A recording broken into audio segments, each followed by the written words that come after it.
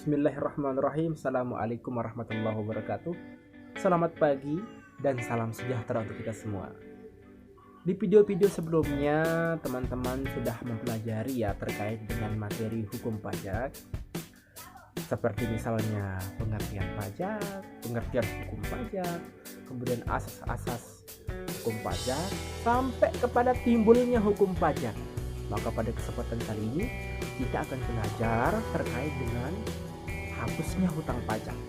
Tapi sebelumnya perkenalkan dulu ya, nama saya Mahendra Wijaya Kusuma dengan nomor induk mahasiswa D1A019338. Saudara, kita semua tahu bahwa pajak ini merupakan pendapatan terbesar di suatu negara. Bukan cuma di negara kita, negara Indonesia yang mengandalkan pajak ini untuk pembangunan, tetapi di negara-negara lain seperti Amerika, kemudian Arab Saudi, bahkan Singapura juga menjadikan pajak ini sebagai salah satu sumber untuk melakukan pembangunan di negara mereka. Maka tidak sembarangan kemudian timbulnya hukum yang membolehkan terhapusnya hutang pajak. Kemarin ada yang bertanya kepada saya, apakah bisa hutang pajak ini terhapuskan? Ada pula yang mempunyai beban kemudian ingin menghapuskan kewajiban pajaknya pada negara, maka mereka bertanya, apakah bisa kemudian hutang pajak itu terhapuskan? Pertanyaan-pertanyaan seperti itu seringkali muncul pada benak kita karena kita mungkin merasa belum tahu penyebab terhapusnya hutang pajak. Kita hanya tahu penyebab timbulnya hutang pajak. Kita mari berpikir secara sederhana, kita berpikir secara logika. Kalau ada yang menyebabkan timbulnya hutang pajak, maka ada pula yang menyebabkan terhapusnya hutang pajak. Logikanya, ada berhutang kepada bank, maka bank juga bisa menghapuskan hutang Anda itu. Ada penyebab dan syaratnya, tapi itu jarang terjadi. Nah, maka dalam hal ini, negara juga memiliki syarat dan mekanismenya tersendiri secara undang-undang yang berlaku yang membolehkan untuk menghapuskan hutang pajak pada pribadi seorang warga negara. Saudara-saudara sekalian, dalam 10 menit ke depan kita akan berbicara secara sederhana 5 penyebab hapusnya hutang pajak. 5 penyebab terhapusnya hutang pajak ini kita mari belajar secara sederhana supaya mudah untuk kita pahami, karena tujuan saya untuk membuat video ini adalah agar kita semua memahami penyebab hapusnya hutang pajak sendiri. Bukan hanya sekedar kita pahami, tapi kedepannya kita bisa mempraktikkan ini dalam kehidupan sosial kita. Nah, apa saja cara-cara untuk bisa menghapuskan hutang pajak? Ada 5 cara untuk bisa menghapuskan hutang pajak atau hutang pajak itu terhapuskan atau berakhir. Yang pertama barang tentu ya, itu adalah dengan cara pembayaran. Ini cara pertama, itu adalah pembayaran. Hutang manapun, baik hutang pajak, hutang pada bank, hutang di warung, hutang dimanapun, di kantin maupun di kopsis, kalau berhutang mah kudu dibayar. Kalau sudah dibayar, ya dihapuskan hutang itu di catatannya. Kalau sudah hutang itu dibayar, maka lunas. Contohnya, wajib pajak mempunyai perusahaan dan dia memiliki kewajiban untuk membayar pajak sebesar 100 juta rupiah. Kemudian dia membayar pajak 100 juta rupiah.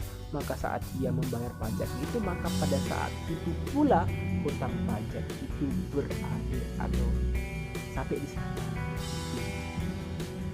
Tapi pembayaran ini catatannya harus menggunakan uang di negara Indonesia, yaitu dengan mata uang rupiah. Tidak boleh menggunakan uang negara asing. Tukar dulu di pihak bank, baru bisa digunakan di Indonesia untuk bayar pajak. Kemudian pembayarannya ini pun tidak mesti harus orang yang menjadi wajib pajak itu harus membayar itu. Contohnya, misalnya saya punya kendaraan bermotor di STNK atas nama saya, boleh bapak saya, adik saya, atau orang lain dengan cara saya mengkuasakan itu kepada dia untuk membayarkan saya hutang pajak saya, dan orang yang menerima kuasa itu membayarkan hutang pajak saya. tetap atas nama saya. Kemudian cara yang kedua itu adalah dengan cara kompensasi. Kompensasi ini dapat dilakukan apabila, kita perhatikan ya, kompensasi dapat dilakukan apabila adanya kelebihan bayar pajak.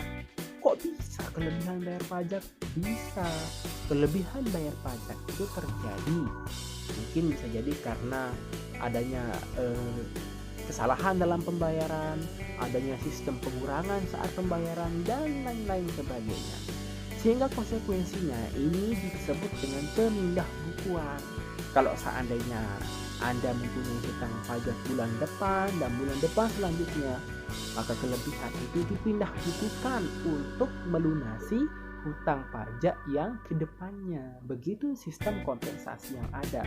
Jadi simpelnya, kalau Anda membayar pajak, tapi secara sistem Anda kelebihan bayar pajak, maka untuk bulan depan Anda tidak usah bayar pajak. Itu pun kalau kelebihan ya. Kemudian cara yang ketiga adalah dengan cara kadaluarsa pajak. Pajak juga bisa kadaluarsa. Kadaluarsanya hutang pajak itu ketika sudah melebihi waktu yang sudah ditentukan oleh undang-undang, yaitu adalah 5 tahun ke atas. Apakah kemudian setelah 5 tahun hutang pajak itu tidak bisa ditagihkan? Atau kemudian hutang pajak itu bebas atau bersih atau dapat dihapuskan? Tidak semerta-merta seperti itu. Dalam pasal 22 Undang-Undang KUP menyebutkan bahwasanya ada beberapa tahapan sehingga hutang pajak itu dapat dikatakan kadaluarsa, seperti misalnya dalam ayat 1 menyebutkan diterbitkannya surat pemaksaan, kemudian adanya pengakuan dari wajib pajak secara langsung maupun tidak langsung, kemudian sampai kepada penyelidikan tindak pidana dalam perpajakan. Kemudian setelah dilakukan pengujian di lapangan, baru kemudian dapat diketahui bagaimana kondisi yang sebenarnya, sehingga memang sesuai data kemudian disebutkan bahwa itu memang sudah kadaluarsa. Kemudian cara yang keempat itu adalah dengan cara kita memperhatikan daripada administrasi daripada hutang pajak itu sendiri. Sehingga cara yang keempat yang bisa ditempuh untuk bisa menghapuskan atau membebaskan diri daripada hutang pajak itu adalah dengan cara pembebasan. Pembebasan yang dimaksud adalah pembebasan dari sanksi administrasi, bukan daripada penagihannya atau daripada pokoknya. Artinya, Anda bisa terbebas daripada sanksi hukum jika seandainya tidak membayar hutang pajak, tetapi pokoknya alias hutang pajak itu tidak bisa dihapuskan. Lah, kalau begitu bagaimana cara penghapusan pokok pajaknya? Cara penghapusan itu ditempuh melalui pengadilan. Itu pun kalau Anda menang. Kalau seandainya Anda menang di pengadilan, maka pokok pajak itu dapat dihapuskan. Kemudian cara yang kelima atau cara yang terakhir, itulah dengan cara penghapusan. Apa itu cara penghapusan? Cara penghapusan adalah memperhatikan kondisi daripada wajib pajak. Saya contohkan, misalnya si A adalah wajib pajak, kemudian dia sudah bangkrut. Dia pergi ke sana kemari, hidupnya luntang-lantung, tidak tahu entah kemana. Maka pada kondisi seperti ini tidak memungkinkan lagi si A untuk bisa membayar pajak. Misalnya si A ini punya perusahaan besar, perusahaannya gede, mampu membayar pajak sebesar 150 juta rupiah per bulan. Dengan kondisi yang seperti itu, jangankan untuk bayar pajak, untuk hidup saja sudah susah sekali. Maka dalam hal ini dia dibebaskan dari hutang pajaknya karena melihat dari kondisinya. Ada pula melihat daripada keadaan, misalnya dari si wajib pajak meninggal dunia, menghilang, kemudian setelah ditemukan dia sudah tidak mampu lagi untuk membayar pajak, atau alasan-alasan kondisi sosial lainnya. Nah, itulah tadi beberapa poin-poin yang bisa digunakan atau cara-cara yang bisa digunakan untuk penghapusan hutang pajak. Kelima sistem itu sudah diberlakukan sejak awal. Dan semoga apa yang telah saya sampaikan tadi bisa bermanfaat untuk kita semua dan bisa kita terapkan di dalam kehidupan kita sehari-hari. Saya Mahendra Wijaya Kusuma. Terima kasih atas perhatiannya. Assalamualaikum warahmatullahi wabarakatuh.